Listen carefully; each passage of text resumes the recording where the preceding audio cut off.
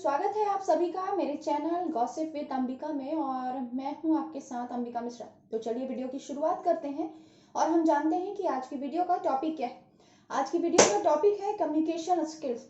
हम अपने कम्युनिकेशन मतलब हमारे बातचीत करने के तरीके को कैसे प्रभावी बना सकते हैं, इस पे आज हम चर्चा करेंगे।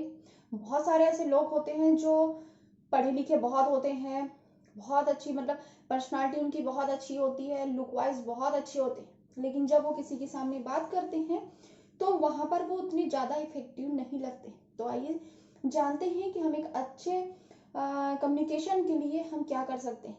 कई बार ऐसा कहा जाता है, कई बार क्या हमेशा कहा जाता है कि कम्युनिकेशन या संचार एक ऐसा माध्यम है जिसमें हम अपनी बातों को, अपनी भावनाओं को दूसरे तक पहुंचाते हैं।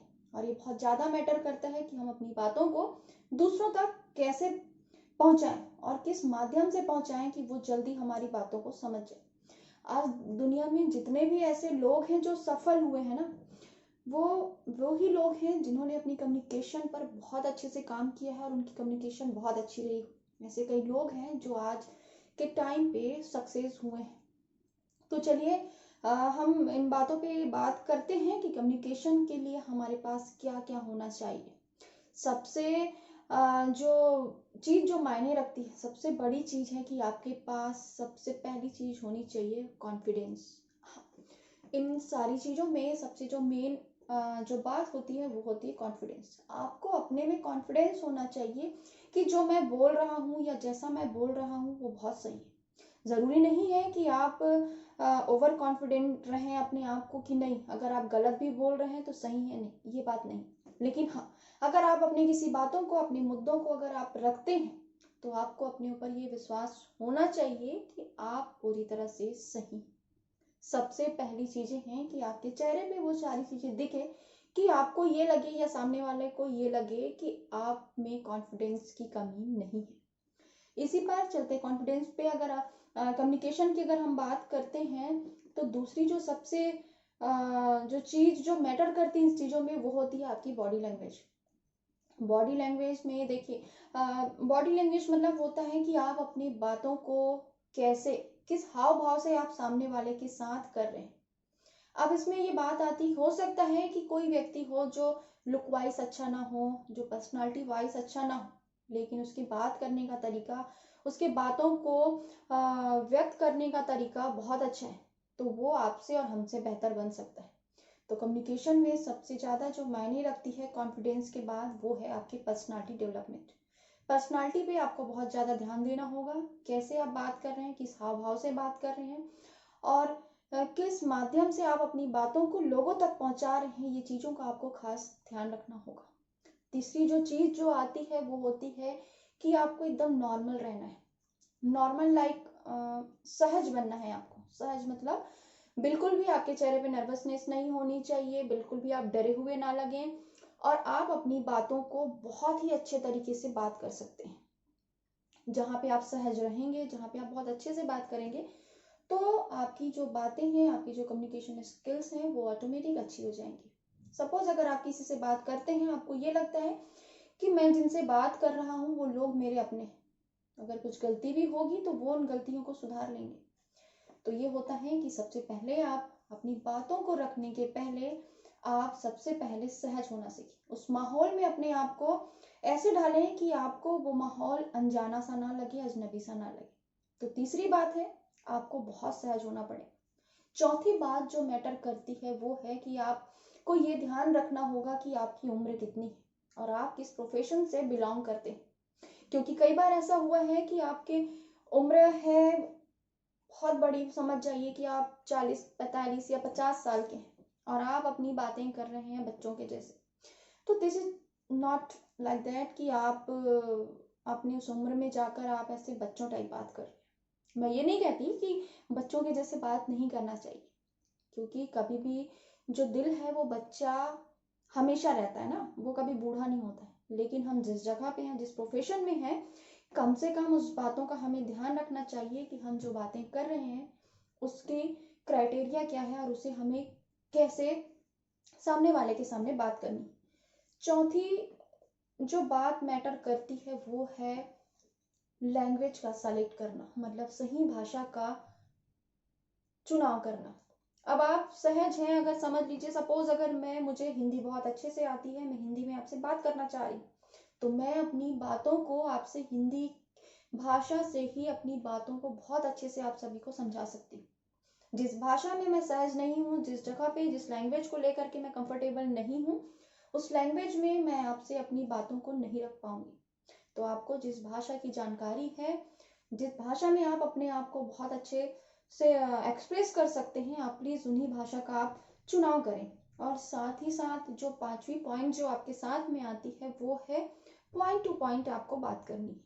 अगर आपको सामने वाले से बात करनी है, एक छोटा सा मुद्दा है और आपको बात करनी है, आपको अपनी बात को, उस मुद्दे को सामने वाले के पास रखनी है, तो आप अपनी बात कैसे रखेंगे? इसके लिए ज्यादा जरूरी है कि आप अपनी बातों को पॉइंट टू पॉइंट रखें, ना कि आप अपनी बातों को लंबी चौड़ी खींचते जाए। जैसे हम होते हैं, बेसिकली हमारे प्रोफेशन में ये होता है कि हम किसी जगह पे जाते हैं, हमें कुछ न्यूज हमें क्रिएट करनी होती है या न्यूज हमें बनानी होती है, तो उस टाइम पे हम क्या करते हैं कि हम सारी चीजें देखते हैं कि यहाँ आसपास में क्या चीजें हो रही थी, क्या नहीं है। सुबह से लेकर शाम तक हम उस चीज को एनालाइज करते हैं, वॉच करते हैं।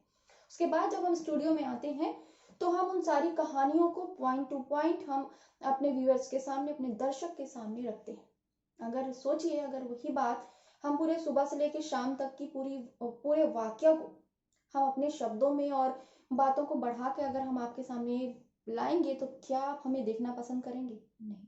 इसलिए सबसे ज्यादा जरूरी है कि आप अपनी बातों को पॉइंट टू पॉइंट रखें और अपनी बातों को शॉर्ट रखें, ताकि आप अपनी बातों को सामने वाले तक जल्दी तक पहुंचा पाए। और इन सब बातों के साथ में ही जो सबसे एक बड़ी चीज जो मायने रखती है वो है आपको एक गुड लिसनर का होना। आपको एक बहुत अच्छा श्रोता बनने की जरूरत है, क्योंकि अगर जब तक आप सामने वाले की बात नहीं सुनेंगे तब तक आपको समझ नहीं आएगा कि सामने वाला आपसे चाहता क्या है। सपोज अगर मैं किसी इंटरव्यू में गई हूँ, आप किसी इंटरव्यू में गए हैं और एक जो हमारा इंटरव्यू लेने वाला है वो हमसे कोई सवाल कर रहे हैं, और अगर हम उनके सवालों को पूरा नहीं सुन पाते हैं और उनके सवालों के पूरा होने के पहले अगर हम कुछ बोलना स्टार्ट करते हैं, तो हम वहीं आधे रास्ते में जाकर रुक जाते हैं। इसलिए ज्यादा अच्छा है कि आप सबकी बातों को सुने, सबकी बातों को एनालाइज करें, उसके बाद फिर आप उस विषय में अपनी बातों को रखें, तो वो बात ज्यादा प्रभावी होती। साथ ही साथ ऐसा नहीं है कि आप सब लोगों के बीच में बैठे हैं और आप बहुत अच्छे ओरेटर हैं, बहुत अच्छा बोलते हैं, तो सिर्फ आपको ही बोलना है।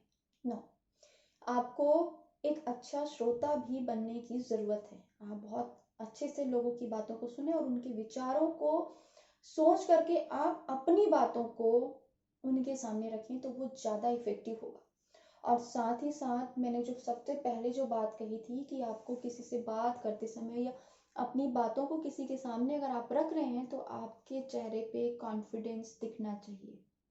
हाँ, ये सबसे ज्यादा जरूरी है कि कॉन्फिडेंस आप में होना जरूरी है।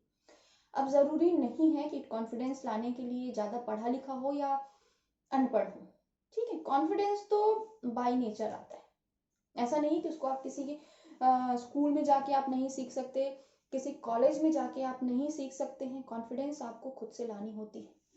दुनिया की चीजों को देख देख के, सारी चीजों को सीख करके आपको अपने आप में खुद पर विश्वास जब आप करना सीख जाएंगे, तो ऑटोमेटिक आपके चेहरे पे वो कॉन्फिडेंस दिखने लगेगी।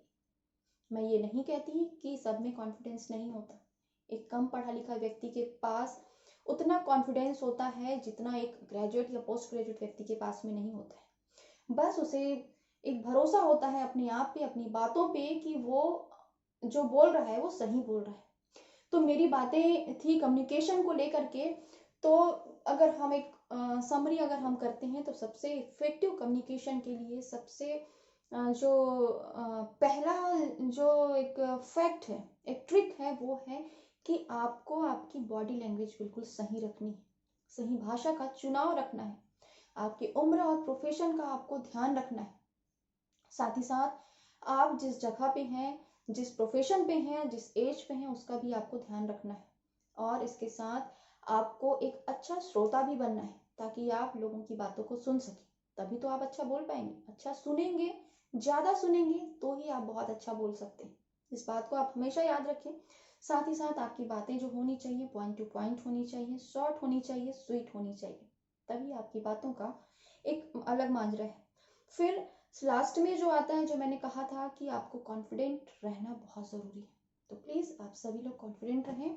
और ऐसे ही जानकारी के लिए आप मेरी वीडियो, मेरे चैनल गॉसिप विद अंबिका को सब्सक्राइब करें, लाइक करें और प्लीज़ बेल आइकॉन को ज़रूर प्रेस करें, ताकि अगर मैं कोई अपनी नई वीडियो अपलोड करती हूँ तो आप सभी तक वो पहुँच जाए। Okay, bye bye, see you.